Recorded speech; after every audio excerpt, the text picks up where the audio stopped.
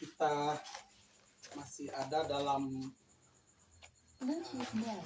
hukum yang kedua, dan pertemuan kita kali ini menjadi pertemuan yang terakhir. Kurang lebih ada lima kali pertemuan kita dalam kita belajar hukum yang kedua ini.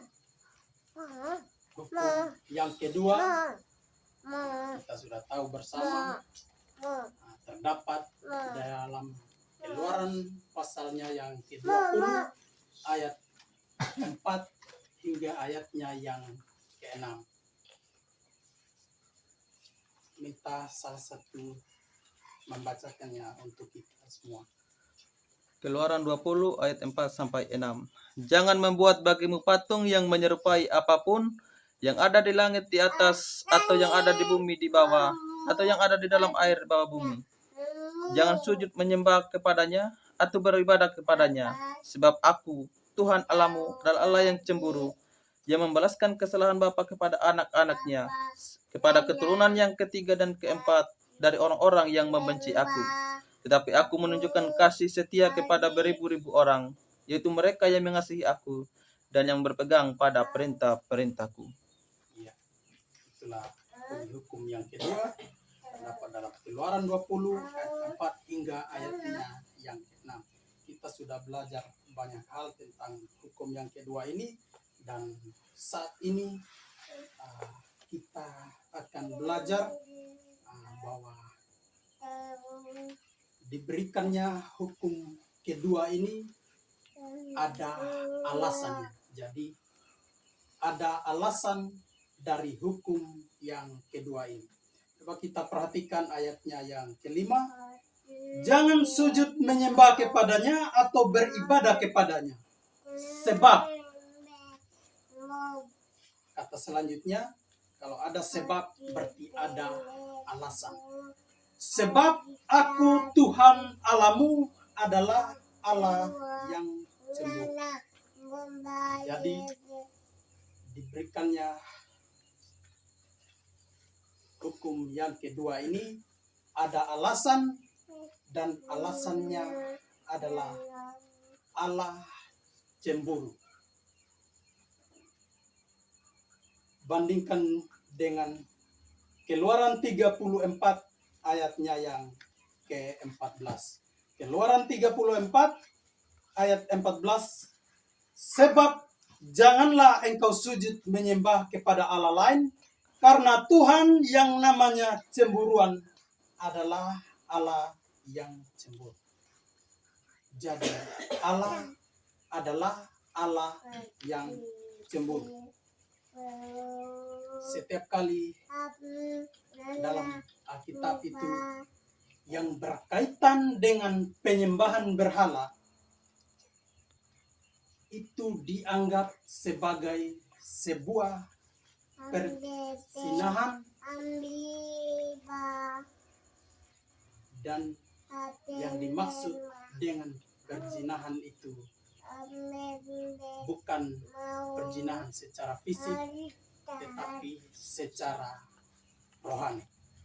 Jadi yang dimaksud dengan perzinahan bukan perzinahan secara fisik, tetapi perzinahan secara rohani. Ya. Misalnya kita bisa membuka dalam Yeremia 3 ayatnya yang ke-6 sampai 9. Kita buka dari Yeremia 3 ayat 6 sampai ayatnya yang ke-9. Tuhan berfirman kepadaku dalam zaman Raja Yosia, sudahkah engkau melihat apa yang dilakukan Israel, perempuan murtad itu? Bagaimana dia naik ke atas setiap bukit yang menjulang dan pergi ke bawah setiap pohon yang rimbun untuk bersundal di sana? Pikirku, sesudah melakukan semuanya ini, ia akan kembali kepadaku. Tetapi ia tidak kembali. Hal itu telah dilihat oleh Yehuda, saudaranya perempuan yang tidak setia. dilihatnya bahwa oleh karena sinanya aku telah menceraikan Israel, perempuan murtad itu, dan memberikan kepadanya surat cerai. Namun Yehuda, saudaranya perempuan yang tidak setia itu, tidak takut, melainkan ia juga pun pergi bersundal.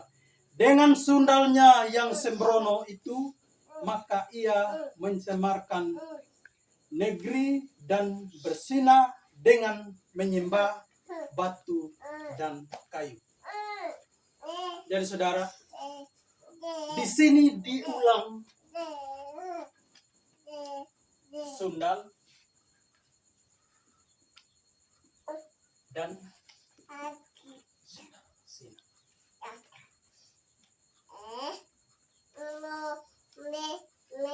Sundal dan sinah karena kalimat terakhir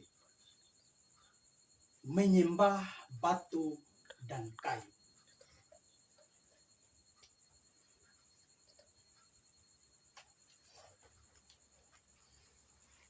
Ya, menyembah batu dan kayu artinya ada tindakan yang bukan menyembah Allah tetapi menyembah kepada batu dan kayu, dan itu dianggap sebagai persinahan atau sundal.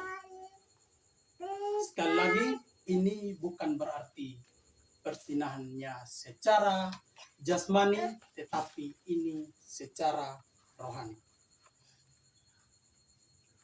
Tadi ayat 5b menunjukkan bahwa alasan Allah melarang penyembahan berhala adalah kecemburuan dari Allah.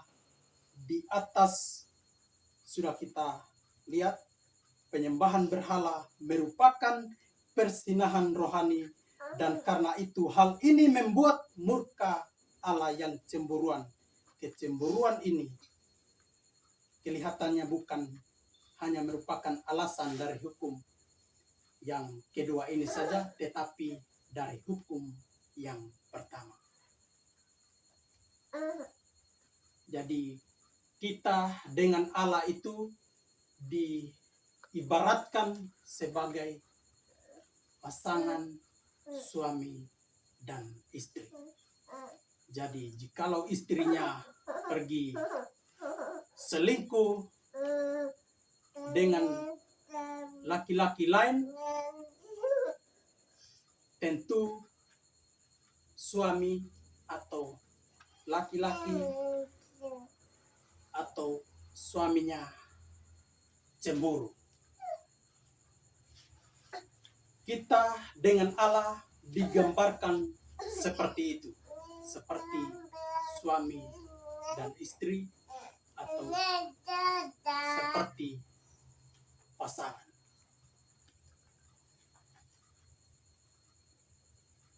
Bandingkan juga dengan Ulangan 6 14 sampai 15. Ulangan 6 ayat 14 sampai 15. Janganlah kamu mengikuti Allah lain dari antara Allah bangsa-bangsa sekelilingmu.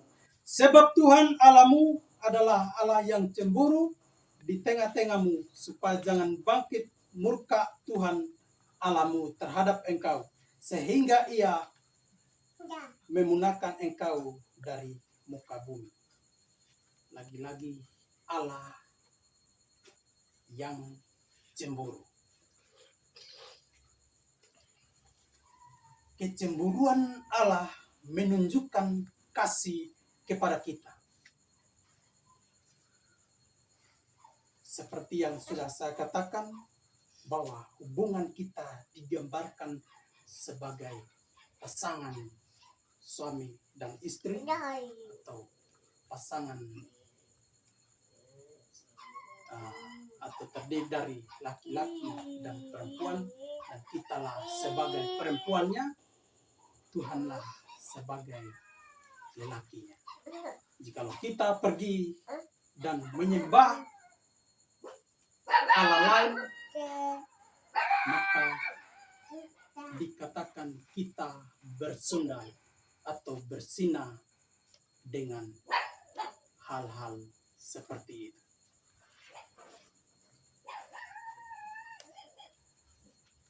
Mengapa Allah cemburu?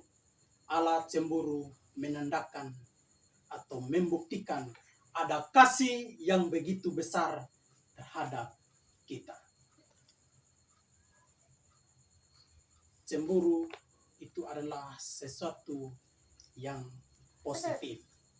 Ya. Jadi jikalau ada pasangan lalu salah satunya pergi dengan laki-laki lain atau orang lain, lalu yang ditinggalkan merasa biasa-biasa saja, itu tidak menunjukkan bahwa dia menyayangi pasangan.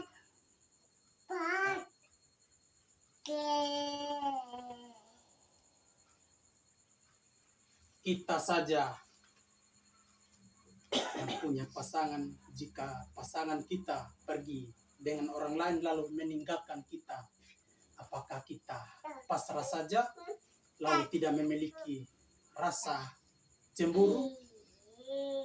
Tentu tidak. Ya. Tentu kita cemburu, dan cemburu itu menunjukkan bahwa kita sangat mengasihi dia. Begitupun Allah yang cemburu dengan adanya penyembahan berhala. Dia cemburu karena dia mengasihi kita. Dia tidak mau kita pergi kepada yang lain. Dia tidak menginginkan kita berpaling daripadanya.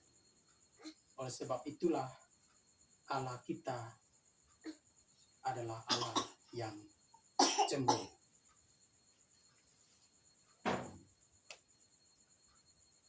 Kita perhatikan Sakaria pasal 1 ayatnya yang ke-14. Sakaria pasal 1 ayat ke-14. Berkatalah kepadaku malaikat yang berbicara dengan aku itu, serukanlah ini, beginilah firman Tuhan semesta alam. Sangat besar usahaku untuk Yerusalem dan Sion. Sangat besar usahaku untuk Yerusalem dan Sion. Dalam terjemahan Indonesianya ini tidak tepat, kata usahaku di situ. Kalau kita perhatikan versi bahasa Inggrisnya atau King James, maka bunyinya seperti ini. Aku cemburu untuk Yerusalem dan untuk Sion dengan kecemburuan yang besar. Dengan kecemburuan yang besar. Juga Sakaria pasalnya yang ke-8 ayat yang kedua. Kalau tadi Sakaria pasal 1, sekarang pasalnya yang ke-8 ayat yang kedua. Beginilah firman Tuhan semesta alam, aku berusaha untuk Sion dengan kegiatan yang besar dan dengan kehangatan amarah yang besar. Ini juga tidak tepat kalau di terjemahan Indonesianya. Kalau di versi King James, maka seperti ini. Demikianlah firman Tuhan semesta alam, aku cemburu untuk Sion dengan kecemburuan yang besar, dan aku cemburu untuknya dengan kemarahan yang besar. Jadi, saudara bayangkan betapa besarnya kecemburuan Tuhan terhadap kita jika kita melakukan penyembahan berhala. Kecemburuan daripada Tuhan bukan kecemburuan yang main-main. Tidak main-main. Ini menunjukkan kecemburuan yang sangat-sangat besar. Ulangan 4 ayat 24 bunyinya seperti ini. Sebab Tuhan Allahmu adalah api yang menghanguskan, Allah yang cemburu. Sebab Tuhan Allahmu adalah api yang menghanguskan. Allah yang cemburu. Api yang menghanguskan. Allah yang cemburu.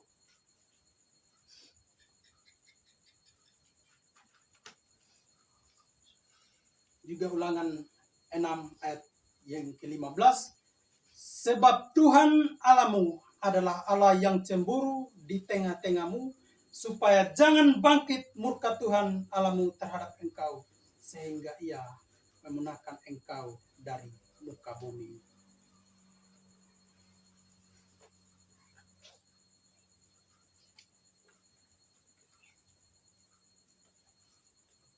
Jadi hukum kedua ini mengajarkan pada kita bahwa ada alasan daripada Tuhan yang melarang kita menyembah Allah lain, dan karenanya Allah cemburu dengan kecemburuan yang begitu besar, dan itu menunjukkan bahwa Allah begitu mengasihi kita, mencintai kita.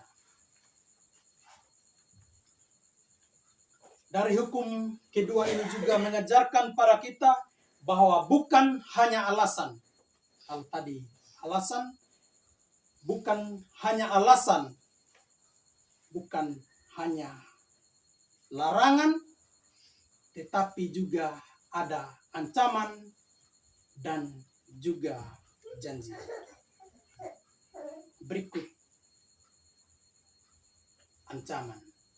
Apa ancamannya? Kembali kita perhatikan ayatnya yang kelima. Jangan sujud menyembah kepadanya atau beribadah kepadanya, sebab aku Tuhan Allahmu adalah Allah yang cemburu, yang membalaskan kesalahan bapa kepada anak-anaknya, kepada keturunan yang ketiga dan keempat dari orang-orang yang membenci aku. Yang membalaskan kesalahan bapa kepada anak-anaknya. Kalau tadi alasan, sekarang ada ancaman. Ancamannya yang membalaskan kesalahan bapa kepada anak-anaknya, kepada keturunan yang ketiga dan keempat dari orang-orang yang membenci aku. Ingat, ketika kita atau ketika saudara pergi untuk menyembah berhala, di sini dikatakan saudara membenci Tuhan. Dengan tindakan kita atau kita pergi dan menyembah berhala, kita membenci Tuhan. Tidak tunggu kita bertatap muka dengan Tuhan, lalu kita mengatakan, saya membenci Tuhan. Tidak. Jika kita pergi dan kita menyembah berhala, Tuhan bilang, kita membenci dia. Ancaman ini ditujukan kepada para penyembah berhala yang disebut sebagai orang-orang yang membenci aku. Bagaimanapun para penyembah berhala itu merasa atau berpura-pura bahwa mereka menghormati atau mengasihi Allah, Allah menganggap mereka sebagai para pembenci dirinya. Ya, jadi tidak tunggu kita bertatap muka atau berjumpa dengan Tuhan lalu kita mengatakan saya membenci Tuhan. Tidak. Dengan tindakan kita pergi untuk menyembah berhala, itu sudah termasuk membenci Tuhan.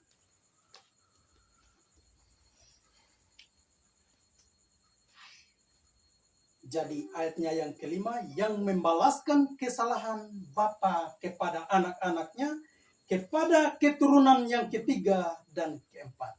Di sini kita harus membedakan antara hukuman dosa dan akibat dosa. Ya. Kalau hukuman, Allah tidak mungkin menghukum orang yang tidak bersalah. Yang bersalahlah yang harus dihukum.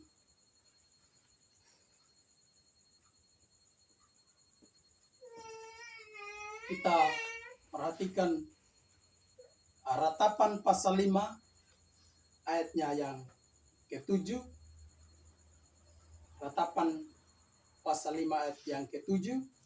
Bapa-bapa kami berbuat dosa, mereka tak ada lagi, dan kami yang menanggung kedurjanaan mereka.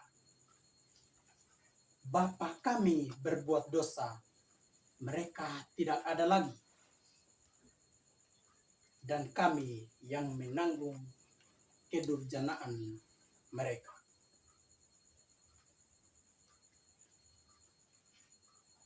Jadi akibat yang dibuat oleh bapa mereka, mereka yang terima. Generasi berikutnya yang kena akibat dari perbuatan orang tua atau nenek moyang mereka. Jadi sekali lagi, Allah tidak bisa menghukum orang yang tidak bersalah, tetapi yang bersalahlah yang dihukum. Dan ini konteksnya berbicara tentang akibat dosa.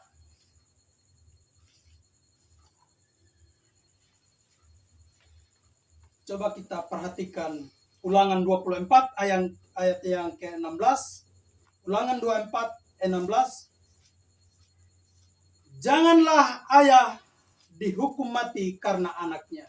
Janganlah juga anak dihukum mati karena ayahnya. Setiap orang harus dihukum mati karena dosanya sendiri. Setiap orang harus dihukum mati karena dosanya sendiri. Juga Yeskiel 18 ayat 20. Orang yang berbuat dosa itu yang harus mati. Anak tidak akan turut menanggung kesalahan ayahnya, dan ayah tidak akan turut menanggung kesalahan anaknya. Orang benar akan menerima berkat kebenarannya, dan kefasikan orang fasik akan tertanggung atasnya. Jadi, bapa yang berdosa tidak mungkin dihukum adalah anak. Jika anaknya yang berbuat kejahatan, tidak mungkin bapaknya yang dihukum. Ya. Jadi yang dimaksud bukan hukuman dosanya, tetapi akibat daripada dosa. Misalkan begini, atau contohnya seperti ini. Kalau seorang bapa mencuri dan ia tertangkap dan dimasukkan ke dalam penjara, maka anak-anaknya juga ikut menderita.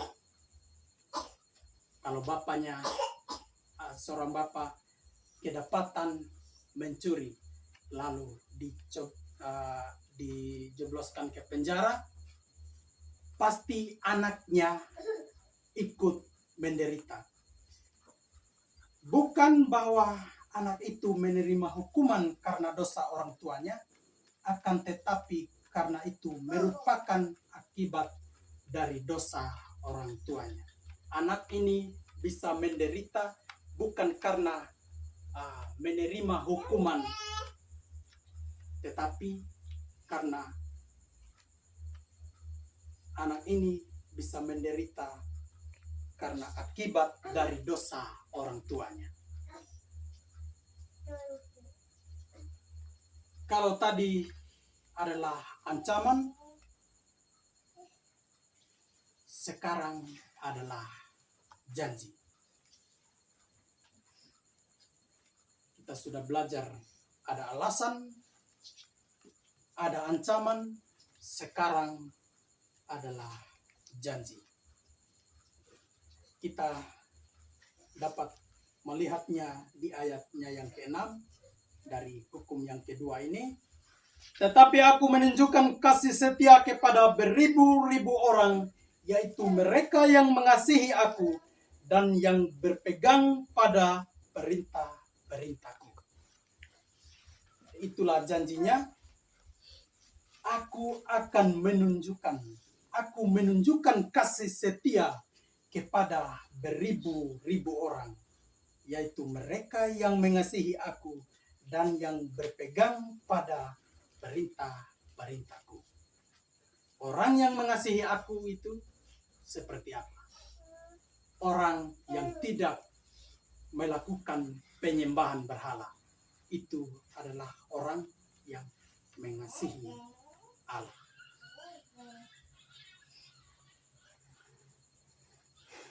Jadi janji ini ditujukan kepada orang-orang yang mengasihi Allah dan berpegang pada perintah Allah. Taat pada perintah Allah. Taat itu harus lahir dari hati yang mengasihi Allah. Ya. Yesus pernah berkata dalam Yohanes 14 ayat yang ke-15, Yohanes 14 ayat yang ke-15, Yesus berkata seperti ini, "Jikalau kamu mengasihi aku, kamu akan menuruti segala perintahku." Jadi kasih itu harus lahir dari taat itu harus lahir dari kasih kepada Allah. Sekarang ini atau di zaman kita, banyak orang yang kita lihat begitu baik, bisa memberikan uang kepada orang, bisa memberi bantuan kepada orang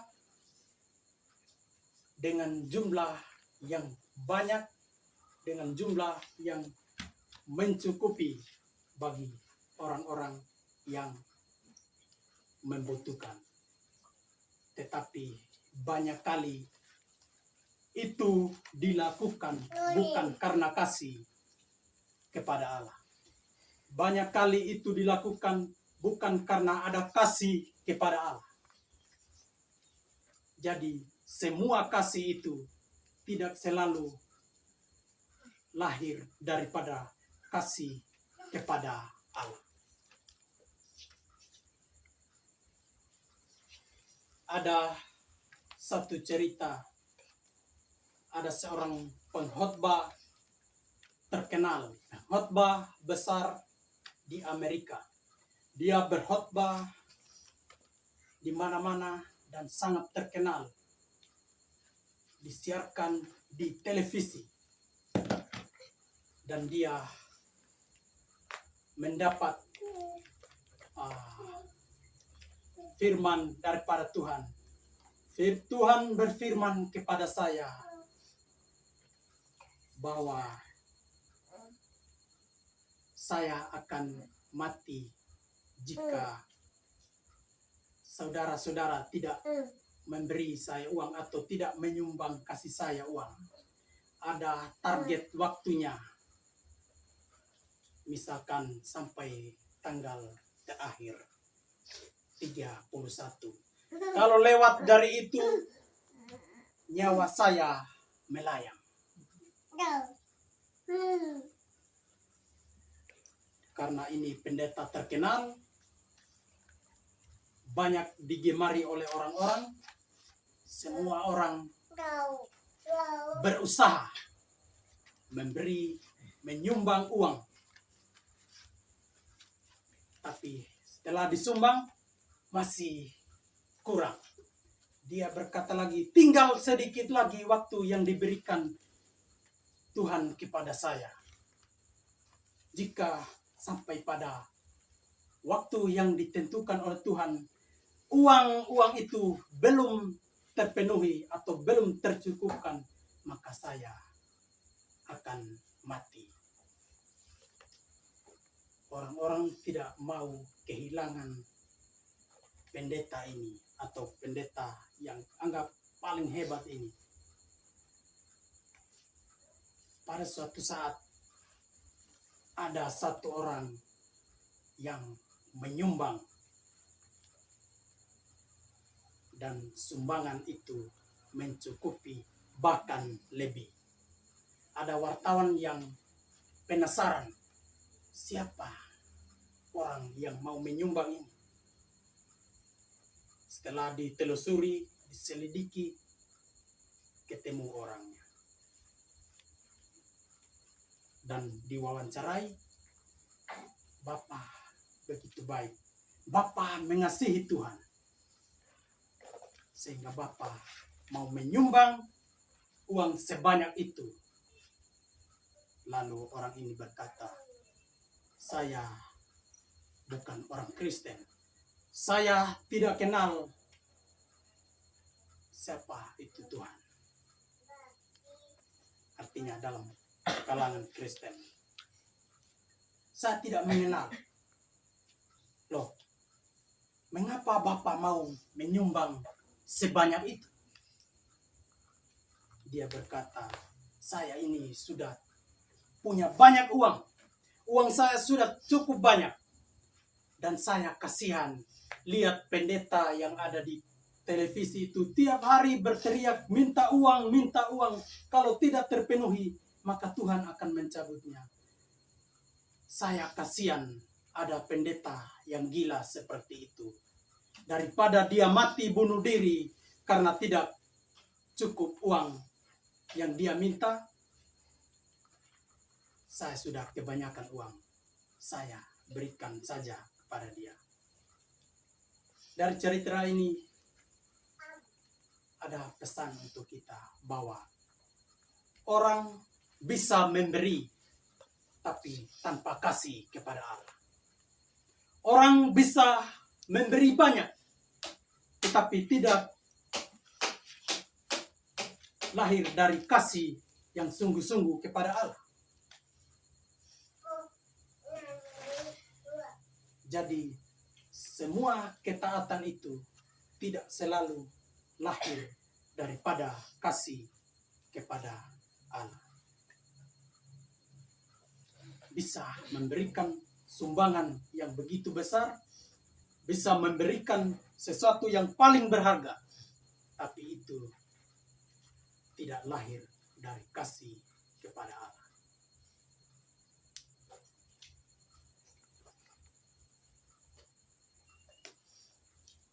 Kepada orang-orang itu Allah menunjukkan kasih setianya atau belas kasihannya kepada orang-orang yang taat kepada perintah-perintah Allah.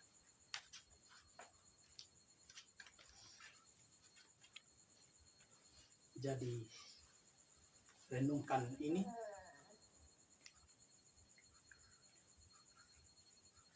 kita refleksikan kehidupan kita. Apakah sampai saat ini kita mengorbankan waktu, pikiran, tenaga kita? Apakah semuanya itu karena kasih kepada Allah atau tidak?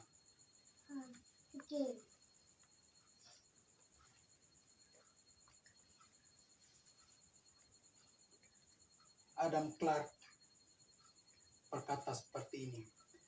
Dan menunjukkan belas kasihan kepada ribuan orang. Betul-betul suatu tindakan keseimbangan antara pekerjaan dari keadilan dan belas kasihan. Keadilan bekerja sampai keturunan ketiga dan keempat. Belas kasihan sampai beribu-ribu keturunan. Keadilannya berjalan sampai generasi ketiga dan keempat. Tetapi kasih setia Tuhan sampai beribu-ribu keturunan. Keluaran 20 ayat 6. Tetapi aku menunjukkan kasih setia kepada beribu-ribu orang, yaitu mereka yang mengasihi aku dan yang berpegang pada perintah-perintahku. Kasih setia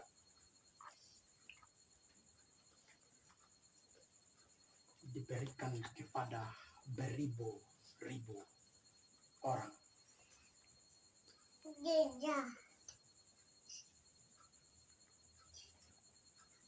Ulangan 7 ayat 9 sampai ayatnya yang ke-11. Ulangan pasal 7 ayat 9 sampai 11.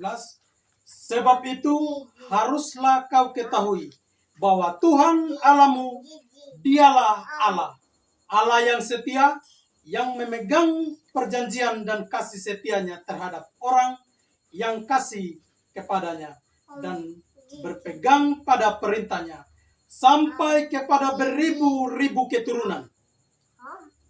Tetapi terhadap diri setiap orang dari mereka yang membenci dia, ia melakukan pembalasan dengan membinasakan orang itu. Ia tidak bertangguh terhadap orang yang membenci dia. Ia langsung mengadakan pembalasan terhadap orang itu. Jadi berpeganglah pada perintah, yakni ketetapan dan peraturan yang kusampaikan kepadamu pada hari ini untuk dilakukan. Kasih setia Tuhan sampai kepada beribu-ribu keturunan. Itu janji yang diberikan oleh Tuhan dalam hukum yang kedua ini. Jadi jikalau kita taat kepada perintah atau ketetapan dan peraturan daripada Tuhan, kita sangat berbahagia, bahkan sampai generasi beribu-ribu akan menikmati janji daripada Tuhan itu. Jadi sangat besar kasih Tuhan terhadap kita, dan karena kasihnya yang besar itu, dia tidak mau kita berpaling daripadanya. Allah tidak mau kita jauh daripadanya. Jika kita jauh, Allah yang besar kasih setianya ini, ia menunjukkan kasih setianya itu dengan kecemburuan yang besar, dan ada ancaman yang diberikan bahwa sampai generasi ketiga dan keempat pun merasakan akibat. Tetapi jika kita berpegang pada perintah dan ketetapan Tuhan, maka kasih Tuhan yang besar itu menunjukkannya sampai beribu-ribu keturunan. Sadarlah bahwa kita ini adalah orang-orang yang selalu berpaling daripada apa yang Tuhan kehendaki atau inginkan. Penyembahan berhala bukan saja kepada patung atau benda-benda yang ada lalu kita sujud menyembahnya. Penyembahan berhala itu adalah sesuatu yang menghalangi kita untuk membangun relasi dengan Tuhan. dari hal-hal yang terkecil pun itu bisa menjadi berhala bagi kita. Misalkan HP kita. Itu juga adalah benda berhala. Kenapa? Jika kita main HP dari pagi ketemu pagi, lalu tidak ada waktu untuk Tuhan, itu juga adalah berhala. Atau kita hanya memperhatikan orang tua kita, lalu kita lupa bersekutu dengan Tuhan. Sesungguhnya orang tua kita juga adalah berhala bagi kita. Istri kita, anak kita, pacar kita. Ya. Jadi berhala itu adalah sesuatu yang membuat hubungan kita terpisah dari Allah. Jadi bukan hanya menyembah patung-patung, bukan hanya memohon kepada barang-barang yang tidak ada gunanya, dan itu dikatakan berhala. Bukan, dari hal-hal yang remeh pun kita tidak menyadari bahwa barang-barang yang ada di sekitar kita itu juga adalah berhala bagi kita. Jadi setiap harinya saya rasa kita terus menciptakan dosa dengan berhala seperti itu. Bangun pagi kita hanya mengingat pekerjaan kita, kita lupa berdoa kepada Tuhan. Sesungguhnya pekerjaan kita juga adalah berhala.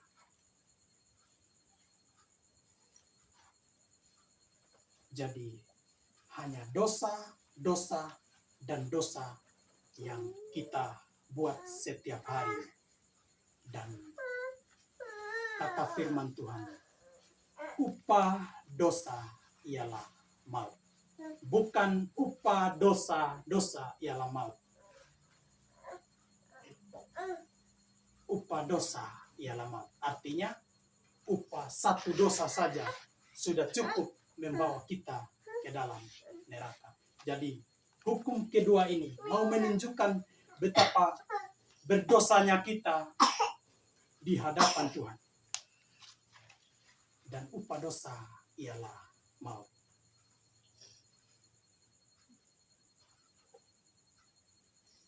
Jika saudara